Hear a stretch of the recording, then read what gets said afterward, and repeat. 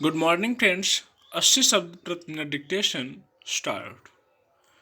Ukraine और रूस के बीच युद्ध में जिस पैमाने की हिंसा और संहार की घटनाएं सामने आ रही हैं, उसमें शुरू से उठते मानवाधिकारों के सवाल को बहुत दिनों तक नहीं दबाया जा सकता था। अंतर्राष्ट्रीय स्तर पर रूस के रुख को लेकर पहले भी तल्ख प्रतिक्रियाएं उभर रही थीं, लेकिन अब इस पर संगठित और औपचारिक रूप से कार्रवाई की प्रक्रिया भी शुरू हो गई है। संयुक्त राष्ट्र मानवाधिकार परिषद से रूस को बाहर किया जाना इसी दिशा में उठा एक महत्वपूर्ण कदम है। हालांकि यूक्रेन के खिलाफ युद्ध शुरू करने के बाद रूस ने अपने विरुद्ध दुनिया के किसी देश की नकारात्मक प्रतिक्रिया को तरजीह नहीं दी है, लेकिन संयुक्त राष्ट्र की इस कार्रवाई ने उसे निश्चित रूप से परेशान किया है। शायद यही वजह है कि रूस ने संयुक्त राष्ट्र मानवाधिकार परिषद से अपने निलंबन को एक अवैध कार्रवाई बताया।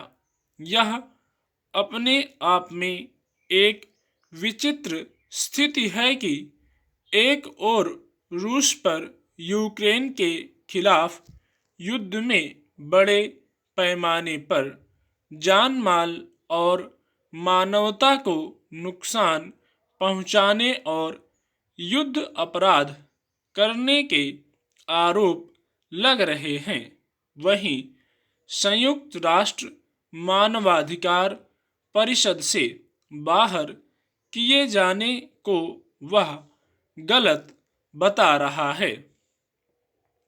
दरअसल रूस पर नकेल कसने के लिए संयुक्त राष्ट्र महासभा में जो ताज़ा कार्रवाई सामने आई है, इस दिशा में पश्चिमी देशों और खास तौर पर अमेरिका के बीच एक आम राय बन चुकी थी। अमेरिका की ओर से रूस और उसके राष्ट्रपति व्लादिमीर पुतिन को युद्ध अपराधी घोषित करने की बात कही जा रही थी।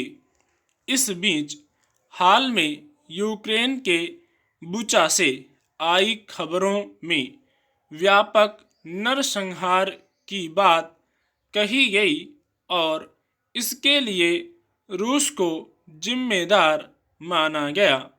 हालांकि अब रूस ने अपने ऊपर लगाए आरोपों को सिरे से खारिज करते हुए इसे अपनी छवि खराब करने के लिए साजिश का नतीजा बताया है।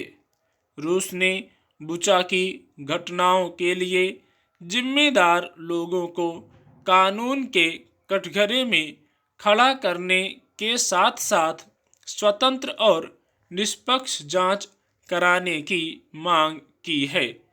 इसके बावजूद सच यह है कि ताज़ा संकट की शुरुआत रूस की ओर से हुई और अब युद्ध के हालात में कई ऐसे मोड़ आ रहे हैं जिसका आखिरी खमियाजा आम लोगों को उठाना पड़ रहा है। सवाल है कि व्यापक हिंसा और संहार का शिकार होने वाले और मारे जा रहे साधारण लोगों का कसूर क्या है। जहां तक रूस के खिलाफ अंतर्राष्ट्रीय स्तर पर जनमत का सवाल है, तो भारत ने एक बार फिर संयुक्त राष्ट्र महासभा की ताज़ा कार्रवाई से बाहर रहना ही उचित समझा, लेकिन बुचा की घटनाओं की स्वतंत्र जांच के आह्वान का समर्थन किया। श्वाब